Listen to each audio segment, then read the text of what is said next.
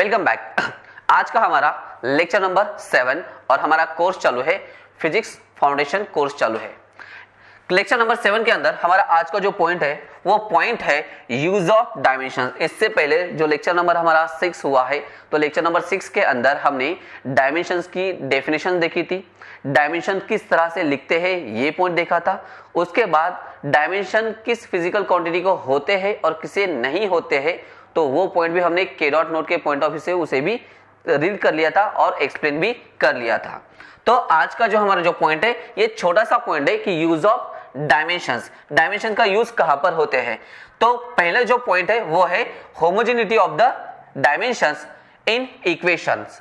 Homogeneity of the dimension in equation it is a most important point. ठीक है, जैसे मैंने प्रीवियस लेक्चर नंबर 6 में भी ये कहा था कि अगर हमें किसी फिजिकल क्वांटिटी का अगर डायमेंशंस अगर हमें निकालना है तो उसके लिए homogeneity of the dimension in equation use होता है। इसका मतलब ये है कि अगर किसी इक्वेशन की अगर हमें करेक्टनेस चेक करनी है, किसी इक्वेशन की अगर हमें करेक्टनेस चेक करनी है तो उसके हमें डायमेंशंस लिखने होंगे, और अगर इक्वेशंस के LHS में जो डायमेंशन आने वाले हैं वही डायमेंशंस अगर RHS में आते हैं तो इसका मतलब है कि इक्वेशंस फिजिकली करेक्ट है। फिजिकली मतलब फिजिक्स के हिसाब से इक्वेशन करेक्ट है।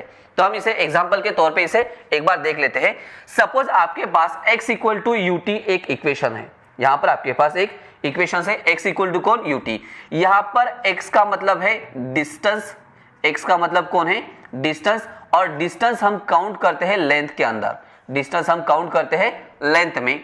यहां पर u का मतलब है वेलोसिटी, u का मतलब है वेलोसिटी, और t का मतलब है यहां पर टाइम, ये आपको लिख कर लेना है।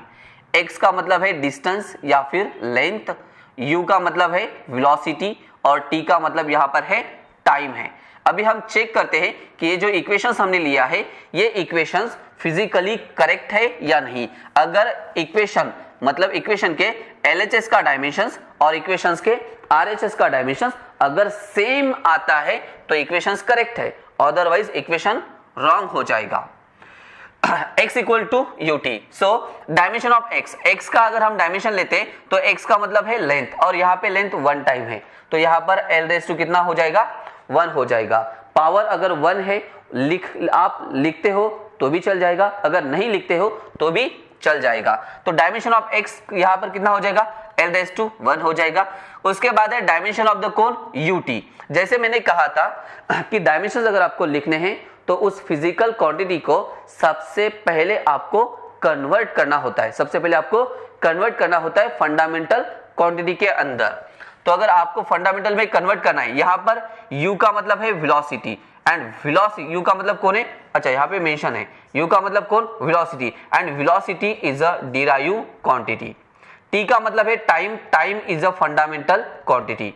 तो वेलोसिटी को हमें कन्वर्ट करना है, किसमें कन्वर्ट करना है, फंडामेंटल क्वांटिटी में कन्वर्ट करना है। तो वेलोसिटी का फॉर्मूला आ जाएगा यहाँ पे, वेलोसिटी मतलब length divided by time, velocity का formula length divided by time into ये टाइम एज इट इज। तो ये टाइम टाइम कैंसिल हो जाएगा, तो यहाँ पर रहेगा सिर्फ लेंथ, और लेंथ कितने टाइम से, 1 टाइम। इसका मतलब यहाँ पर l रेज़ टू कितना है, 1। तो इक्वेशन 1 जो है वो है LHS की, x इक्वल टू L1, और ut जो है RHS, तो इसका डायमेंशन कितना है, l है। ut हमने लिया था तो ut का डायमेंशन कितना आ गया, l आ गया, मतलब ये भी l ये भी l। From equation 1 and 2, equation 1 and 2 से क्या हो रहा है, LHS is equal to RHS। अगर LHS इक्वल टू RHS है इसका मतलब ये equation x equal to ut is a physically correct. ठीक है, तो ये है पहला पॉइंट यूज ऑफ डायमेंशन में कि homogeneity of the dimension in equation check करने के लिए इसका यूज होता है। पॉइंट नंबर 2 है इसके अंदर, point number 2 conversion of the unit. Dimensions का यूज हम कन्वर्जन के लिए भी यूज करते हैं। ESI का यूनिट अगर CGS में कन्वर्ट करना है या फिर CGS is converted into ESI, तो कन्वर्जन के लिए भी यहां पर हम डायमेंशंस का यूज करते हैं। लेकिन यहां पर हम नीट और जेई के पॉइंट ऑफ व्यू से, नीट और JEE के पॉइंट ऑफ व्यू से डायमेंशन यूज करके यूनिट का कन्वर्जन कभी नहीं करने वाले। मैं आपको इससे भी सिंपल तरीका बता दूंगा कि जिसके बेसिस पे आप यूनिट इजीली कन्वर्ट कर सकते हो। यहां पर सिर्फ आपको याद रखना है कि कन्वर्जन ऑफ यूनिट मतलब डायमेंशन का यूज यूनिट कन्वर्जन करने के लिए भी यूज होता है। उसके बाद थर्ड वाला पॉइंट है वो है deducing the relation among the physical quantity. कौन डिड्यूसिंग मतलब फाइंडिंग, डिड्यूसिंग मतलब कौन finding, relation among the physical quantity. दो या दो से ज्यादा फिजिकल क्वांटिटी अगर कॉम्बिनेशन में है तो उनका एक दूसरे के साथ क्या रिलेशन है, ये रिलेशन भी फाइंड आउट करने के लिए डायमेंशंस का यूज होता है। जैसे हमने इक्वेशन फर्स्ट लिया था ना, x इज इक्वल टू कौन लिया था, ut लिया था। इसका मतलब यहाँ पर x मतलब लेंथ है, length is directly proportional to कौन वेलोसिटी। यहाँ पर length l is directly proportional to कौन velocity, length is directly proportional to कौन टाइम है यहाँ पे। तो इस तरह से रिलेशन फाइंड आउट करने के लिए भी डायमेंशंस का यूज होता है। नेक्स्ट जो पॉइंट है यहाँ पे वो है कि limitation of the dimensions. Limitation है यहाँ पे डायमेंशन के लिए, जैसे कि हमने के डॉट नोट का पॉइंट लिया था और के डॉट नोट के पॉइंट में हमने 6 पॉइंट देखे थे। सिमिलर डायमेंशंस होते हैं, ठीक है, सिमिलर फिजिकल क्वांटिटी है, डायमेंशंस की एडिशन सब्ट्रैक्शन होती है, तो इस तरह से हमने कुछ पॉइंट देखे थे। तो यहाँ पर है कि लिमिटेशन ऑफ द डायमेंशन। अभी यहाँ पर इस मेथड के क्या लिमिटेशन है, तो पहला जो लिमिटेशन है वो फर्स्ट लिमिटेशन है कि first of all we have to know the quantity on which the particular physical quantity depend. अगर हमें किसी फिजिकल क्वांटिटी का डायमेंशंस अगर हमें निकालना है, किसी भी फिजिकल क्वांटिटी का अगर हमें डायमेंशंस अगर निकालना है तो वो फिजिकल क्वांटिटी किसके ऊपर डिपेंडेबल है, वो डिपेंडेंसी हमें पता होनी चाहिए। जैसे कि velocity v is equal to length divided by time. अगर हमें सिर्फ वेलोसिटी पता है, मतलब वेलोसिटी कह दिया, लेकिन वेलोसिटी की डिपेंडेंसी अगर हमें पता नहीं, जैसे कि वेलोसिटी डिपेंड करता है लेंथ के ऊपर, वेलोसिटी डिपेंड है किसके ऊपर, टाइम के ऊपर। अगर हमें डिपेंडेंसी अगर हमें पता नहीं है तो उसका डायमेंशंस हम नहीं लिख सकते हैं। इसका मतलब एक लिमिटेशन है और बहुत बड़ा लिमिटेशन है कि कोई भी किसी भी फिजिकल क्वांटिटी का, किसी भी फिजिकल क्वांटिटी की हमें डिपेंडेंसी पता होनी चाहिए, तभी हम उसका डायमेंशंस लिख सकते हैं। सेकंड जो पॉइंट है वो है कि मेथड में भी वर्क। सेकंड जो पॉइंट है यहाँ पे वो है कि मेथड में भी work only if dependency is of product type. यहाँ पर डिपेंडेंसी कंडीशन कि डिपेंडेंसी कैसी होनी चाहिए कि प्रोडक्ट टाइप होनी चाहिए। डिपेंडेंसी कैसे होनी चाहिए, प्रोडक्ट टाइप होनी चाहिए। प्रोडक्ट टाइप मतलब कैसे, ये यहाँ पे लिखा था मैंने x इक्वल टू कौन ut। इस तरह से डिपेंडेंसी होनी चाहिए, प्रोडक्ट के फॉर्म में होनी चाहिए। ये था सेकंड कंडीशन और सेकंड लिमिटेशन। थर्ड जो लिमिटेशन है वो है कि न्यूमेरिकल कांस्टेंट। कौन, न्यूमेरिकल कांस्टेंट। यहाँ पे underline to the numerical constant. Numerical constant मतलब कौन, जैसे कि पाई, और पाई की वैल्यू कितनी है 3.14 है यहाँ पे। The numerical constant having no dimensions cannot be deduced by method of dimensions. इसका मतलब पाई की वैल्यू 3.14 ही करेक्ट है। ये करेक्टनेस हम डायमेंशन से चेक नहीं कर सकते हैं। मतलब जिसे यूनिट ही नहीं है, जिस क्वांटिटी को यूनिट ही नहीं है, जिस क्वांटिटी को डायमेंशन ही नहीं है, ऐसी क्वांटिटी को हम चेक नहीं कर सकते हैं कि वो करेक्ट है या फिर रॉन्ग है। तो थर्ड पॉइंट था कि numerical constant having no dimensions can not be deduced by method of dimensions. Fourth one जो है वो है कि मेथड वर्क ओनली। मेथड ये काम करेगी, लेकिन कब करेंगी, if there are many quantities available as there are unknown. ये मेथड तभी वर्क करेगी जब हमारे पास एक से ज्यादा फिजिकल क्वांटिटी अवेलेबल होगी। अगर हमारे पास एक या दो ही फिजिकल क्वांटिटी अवेलेबल है तो हम इसके रिलेशन फाइंड आउट नहीं कर सकते, उसका डायमेंशन भी हम फाइंड आउट नहीं कर सकते। इसके लिए हमारे पास नंबर ऑफ क्वांटिटीज चाहिए, और वो क्वांटिटी कैसे चाहिए, अननोन के फॉर्म में चाहिए यहाँ पर। तो ये 4 लिमिटेशंस थे यहाँ पर डायमेंशनल एनालिसिस के। यहाँ पर हमारा जो डायमेंशन का जो पॉइंट है, ये डायमेंशन का पॉइंट पूरा एंड होता है। यहाँ पर एक छोटी सी डेफिनेशन है और एक छोटा सा हमने टेबल लिया है लिस्ट काउंट का, वो भी हम इस लेक्चर के अंदर कंटिन्यू कर लेते हैं। पहला जो पॉइंट है वो है मेजरमेंट का, कि what is mean by measurement, to measure the physical quantity of various devices are use. मतलब अगर किसी भी क्वांटिटी को अगर हमें मेजर करना है तो उसके लिए हमें कौन चाहिए, डिवाइसेस चाहिए।